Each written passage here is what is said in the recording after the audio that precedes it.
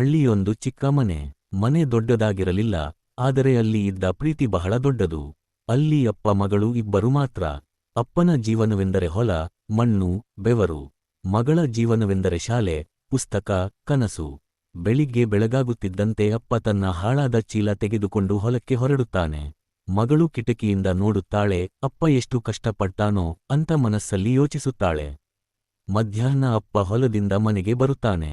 ಮುಖದಲ್ಲಿ ಬೆವರು, ದೇಹದಲ್ಲಿ ಮಣ್ಣು. ಅವನು ಮಗಳನ್ನು ನೋಡಿ ಹಗುರವಾಗಿ ನಗುತ್ತಾನೆ. ಓ ಮಗಳೇ, ಊಟ ಮಾಡಿದ್ದೀಯಾ? ಶಾಲೆಗೆ ಹೋದಿದ್ದೀಯಾ ಎಂದು ಕೇಳುತ್ತಾನೆ. ಮಗಳು ಬೀಸಿ ಬೀಸಿ ಜೋಳದ ರೊಟ್ಟಿ ತಂದು ಕೊಡುತ್ತಾಳೆ.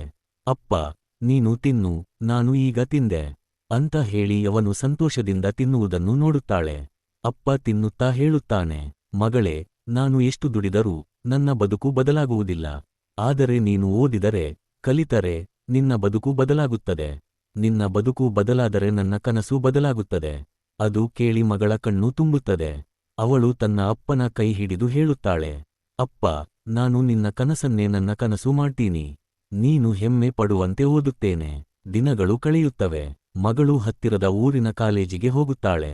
ಅಪ್ಪನಿಗೆ ಹೊಲದಲ್ಲಿ ಕೆಲಸ, ಮಗಳಿಗೆ ಪುಸ್ತಕದಲ್ಲಿ ಕೆಲಸ. ರಾತ್ರಿ ಹೊತ್ತಿಗೆ ಮಗಳು ಓದುತ್ತಿದ್ದರೆ ಅಪ್ಪ ಮೌನವಾಗಿ ಅವಳ ಹತ್ತಿರ ಕುಳಿತುಕೊಂಡು ನೋಡುವನು. ನಿದ್ರೆ ಬಾರದೆಯಾ ಅಪ್ಪ ಎಂದು ಮಗಳು ಕೇಳುತ್ತಾಳೆ. ಅಪ್ಪ ನಗು ಮಾಡಿ ಹೇಳುತ್ತಾನೆ, ನನಗೆ ನಿದ್ರೆ ಬಾರದಿದ್ದರೂ ಪರವಾಗಿಲ್ಲ, ಆದರೆ ನಿನ್ನ ಭವಿಷ್ಯ ಬೆಳಕಾಗಬೇಕು.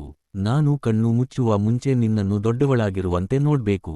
ವರ್ಷಗಳು ಹಾದು ಹೋಗುತ್ತವೆ. ಮಗಳು ಪದವಿ ಮುಗಿಸಿ ವಿಶ್ವವಿದ್ಯಾಲಯದ ದೊಡ್ಡ ಸಮಾರಂಭದಲ್ಲಿ ಚಿನ್ನದ ಪದಕ ಪಡೆಯುತ್ತಾಳೆ. ಅವಳನ್ನು ಜನ ಚಪ್ಪಾಳೆ ಹೊಡೆದು ಕೊಂಡಾಡುತ್ತಾರೆ. ಮಗಳು ಮೈಕ್ ಹಿಡಿದು ಹೇಳುತ್ತಾಳೆ, ಈ ಪದಕ ನನ್ನ ಕೈಗೆ ಬಂದಿರಬಹುದು, ಆದರೆ ಇದರ ಹಿಂದಿರುವ ತ್ಯಾಗ, ಪರಿಶ್ರಮ, ಪ್ರೀತಿ ಅದು ನನ್ನ ಅಪ್ಪನದು.